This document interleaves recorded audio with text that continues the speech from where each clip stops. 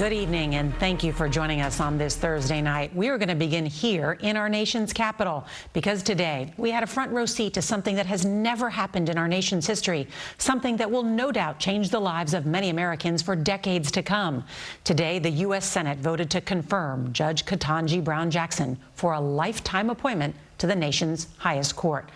For its 233-year history, the Supreme Court has weighed in on one of the most important issues in America that affect our everyday lives.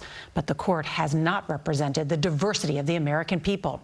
President Biden promised to change that. And 6 weeks ago, he nominated Judge Jackson in one of the most consequential decisions a president can make. 3 Republican senators broke with their party to vote for Jackson: Mitt Romney of Utah, Susan Collins of Maine, and Lisa Murkowski of Alaska. Well, there are a number of other important firsts. It will be the first time 2 black justices are on the Supreme Court at the same time, and the first time there will be 4 female justices. CBS's Jan Crawford is on Capitol Hill. Good evening, Jan. Well, good evening, Nora. You know, Judge Jackson's confirmation was contentious, but it was never really in doubt. And now with today's vote, she'll take her place in history. The yeas are 53, the nays are 47. With Vice President Kamala Harris presiding, Judge Ketanji Brown Jackson made history.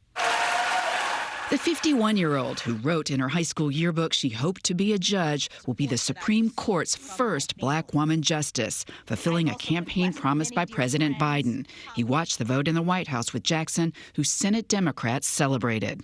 We are beginning to write another chapter in our nation's quest for equal justice under the law.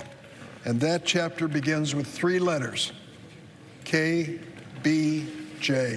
The vote was bipartisan, barely. As Republicans left the chamber, one of them, Senator Mitt Romney, stood alone. He and 2 other moderate Republicans, saying Jackson is qualified and the confirmation process broken, joined all 50 members of the Democratic caucus in voting yes.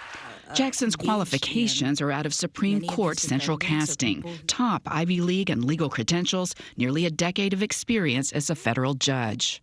I stand on the shoulders of so many who have come before me.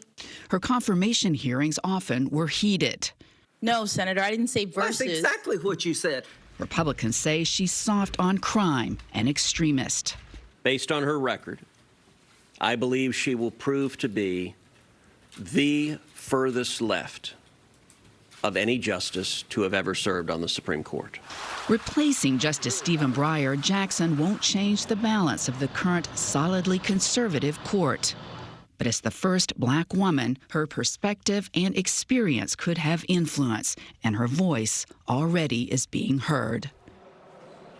Now, for now, she's still Judge Jackson. She won't become justice until Justice Breyer steps down at the end of the term, which probably will be in late June or early July. And at that point, she'll officially be sworn in and get to work.